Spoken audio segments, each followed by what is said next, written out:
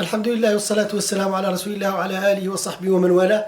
إخوة الإيمان، لا شك أن الله سبحانه وتعالى في محكم تنزيله تحدث عن هذه الغزوة المباركة والتي هي بدر الكبرى، والتي كانت في 17 من رمضان المبارك.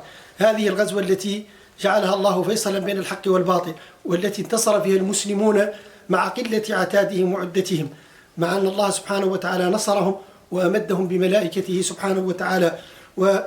ولذلك كانت هذه الغزوة من تسمياتها يوم الفرقان، كما قال الله سبحانه وتعالى: يوم الفرقان يوم التقى الجمعان والله على كل شيء قدير.